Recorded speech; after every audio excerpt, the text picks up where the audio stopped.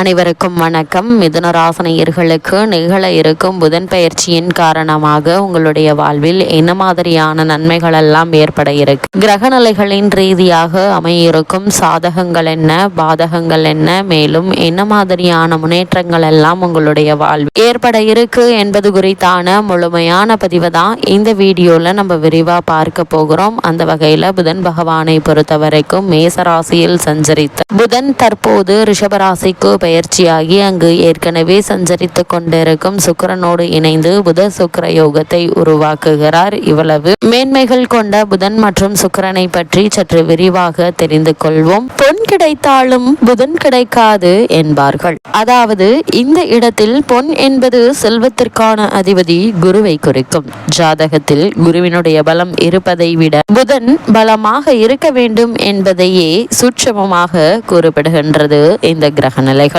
கல்வி, கலை, வித்தைகளுக்கு அதிபதி புதன் கிரகம். எந்த ஒரு விஷயத்தையும் கண்ணால் பார்த்தவுடன் அதை கையால் செய்வதற்கு புதனுடைய அனுகிரகம் வேண்டும். கற்றவர்களுக்கு சென்ற இடமெல்லாம் சிறப்பு. நன்கு படித்தவர்கள் கை நிறைய சம்பளம் வாங்குவதை கண்கூடாக பார்க்கிறோம். நம் வாழ்க்கைக்கு அடிப்படையான கல்வி செல்வத்தை வழங்கக்கூடியவர் புதன் பகவான். புதன் ஒரு விசித்திரமான கிரகம்.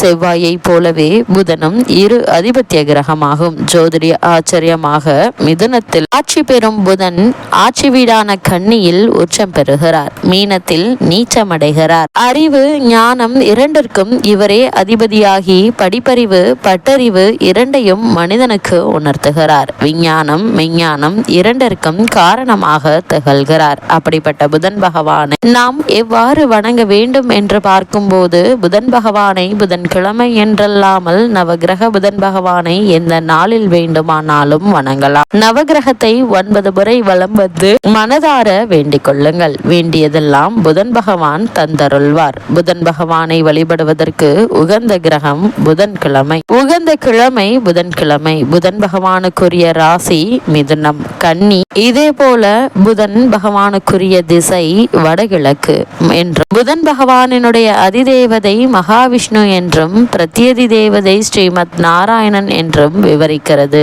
ஜோதிட சாஸ்திரம். புதன் பகவானுக்குரிய நிறம் பச்சை. அதனால் தான் திருவெண்காடு தளத்தில் புதன் பகவானுக்கு பச்சை வஸ்திரம் சாத்தப்படுகிறது. புதன் பகவானின் வாகனம் குதிரை. பச்சை பயிறு புதன் பகவானுக்கு விருப்பமான நைவேத்தியம் என்றும், வெண்காந்தம் மலர் கொண்டு அர்ச்சிப்பது சிறப்பு என்றும், அவருக்கான ஆபரணம் மரகதம் என்றும் விவரிக்கிறது திருவெண்காடு ஸ்தல புராணம். புதனுக்குரிய பரிகாரம் என்ன என்று பார்க்கும்போது 6 லக்னங்களில் பிறந்தவர்களில் புதனின் வலு குறைந்து பலவீனமாக இருப்பவர்கள், படிப்பில் மந்தமாக உள்ளவர்கள், சீர்காழிக்கு அருகில் இருக்கும் திருவெண்காடு எனும் ஊரில் கோயில் கொண்டிருக்கும் வேதாரணேஸ்வரரை புதன்கிழமையில் சென்று வழிபட்டால் நல்ல பலன்கள் கிடைக்கும். சென்னையில் இருப்பவர்கள் போரூரிலிருந்து குன்றத்தூர் செல்லும் வழியில் இருக்கும் கோவூரில் குடிக்கொண்டிருக்கும் சுந்தரேஸ்வரரை வணங்கினால் கூடுதலான பலன்களை பெறலாம். புதன் பகவானை வழிபடுவதற்கு ஏற்ற நாள் மற்றும் நேரம் என்ன என்று பார்க்கும்போது நோய் தீர்க்கும் திருத்தலம் என்று போற்றப்படுகிறது திருவெண்காடு. திருவெண்காடு புதன் பகவானை வழிபட புதன் பகவான் உச்சம் மற்றும் ஆட்சி பெறும் புரட்டாசி மாதமும் ஆட்சி பெறும் ஆனி மாதமும் புதன் பகவான் நட்சத்திரங்களான ஆயில்யம், கேட்டை, ரேவதி ஆகியவை வருகின்ற புதன்கிழமைகளில் புதன் ஓரையில் வழிபட்டு பரிகாரம் செய்வது மிக மிக சிறப்பானதாக அமைகிறது. அதே போல புதன்கிழமையில் புதன் ஓரை காலை 6 மணி முதல் 7 மணி வரையிலும், இரவு 8 மணி முதல் 9 மணி வரையிலும் புதன் பகவானை வழிபடலாம். அதே போல சுக்கிரனை பொறுத்த வரைக்கும் சுக்கிர பகவான் மாய மந்திரங்களுக்கும் தந்திர வித்தைகளுக்கும் அதிபதி என்பதால் தீய சக்திகளுக்கும் எதிர்மறை எண்ணங்களுக்கும் அஞ்சுபவர்கள் சுக்கிர வழிபாட்டால் பலன் பெறலாம்.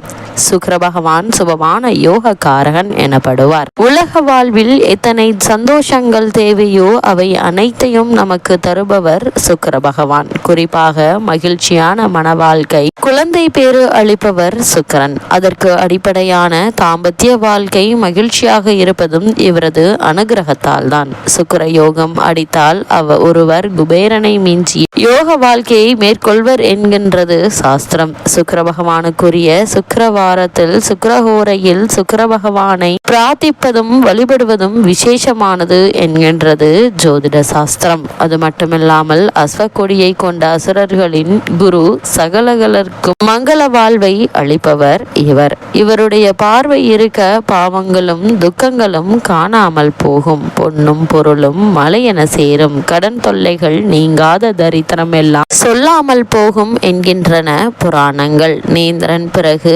பார்கவன், சுகி, போகி, மகிழவன், வெள்ளி, கவி, அசுரகுரு, புகழ், கலத்திரக்காரகன், மலைக்கோள் என்றெல்லாம் போற்றப்படுபவர் சுக்கிரன். சுக்கிர பகவான் மாய மந்திரங்களுக்கும் தந்திர வித்தைகளுக்கும் அதிபதி என்பதால் தீய சக்திகளுக்கு எதிர்மறை எண்ணங்களும் அஞ்சுபவர்கள் சுக்கிர வழிபாட்டால் பலன் பெறலாம். இவ்வளவு மேன்மைகள் கொண்ட புதன் மற்றும் சுக்கிர பகவானை பொறுத்தவரைக்கும் உங்கள் ராசிக்கு பஞ்சம விரையாதிபதியானவர் சுக்கிரன். விரையாதிபதி சுக்கிரன் விரயஸ்தானத்தில் சஞ்சரிக்கும் போது வரவை காட்டிலும் செலவு சற்று கூடுதலாக இருக்குங்க. இது போன்ற நேரங்களில் சுபவிரயங்கள் செய்வதன் மூலம் வீண் விரயங்களிலிருந்து விடுபட இருக்கு. வீட்டிற்கு தேவையான டிவி, மிக்சி, கிரைண்டர் போன்ற மின்சாதன பொருட்கள் வாங்குவது, பிள்ளைகளின் கல்யாணத்தை முன்னிட்டு சீர்வரிசை பொருட்கள் வாங்குவது போன்றவற்றில் கவனம் செலுத்தலாங்க. வாழ்க்கை துணைக்கு வேலை கிடைத்து உதிரி வருமானங்கள் வருவதற்கான வாய்ப்புகள் இருக்கு. பிள்ளைகளின் உத்தியோகம் சம்பந்தமாக முயற்சி செய்தால் நிச்சயம் அவை கைகூடும். அது மட்டும் இல்லாம இந்த புத சுக்கிர யோகம் ஏற்படக்கூடிய இத்தருணங்கள்ல கிரக நிலைகளை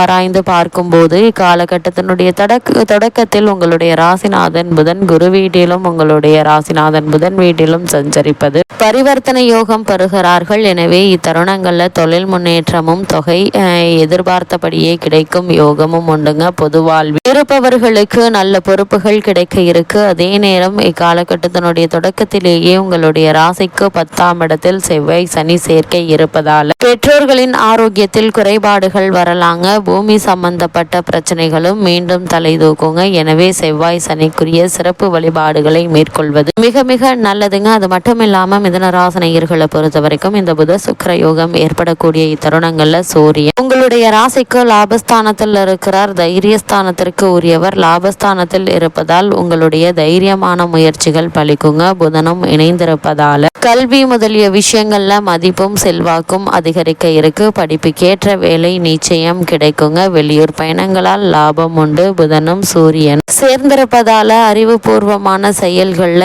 ஈடுபட வாய்ப்புகள் உண்டு. உங்கள் ராசிக்கு 9ஆம் பாவத்தில் ராகு இருப்பதால் வெளிநாடு உயர்கல்வி, புதிய தத்துவ சிந்தனை அதிகரிக்கும். லாப வாய்ப்புகள் உருவாகும். புதிய நண்பர்களின் தொடர்புகள் மூலம் முன்னேற்றம் கிடைக்க இருக்கு என்பதை கிரக நிலைகள் மீண்டும் மீண்டும் தெளிவுபடுத்துதுங்க. அது மட்டும் இல்லாம இக்காலகட்ட கிரக நிலைகளை ஆராய்ந்து பார்க்கும் போது கிரக நிலைகளின் ரீதியாக கூறப்படும் பரிகாரம் என்ன என்று பார்க்கும்போது பெருமாளை வணங்குங்க. விஷ்ணு சகஸ்ரநாம ஜபம் உங்களுடைய மனநிலையை சீராக்கும் என்பதை கிரகங்களுடைய சஞ்சார நிலைகள் தெளிவாகவும் உறுதியாகவும் எடுத்துக்காட்டுது.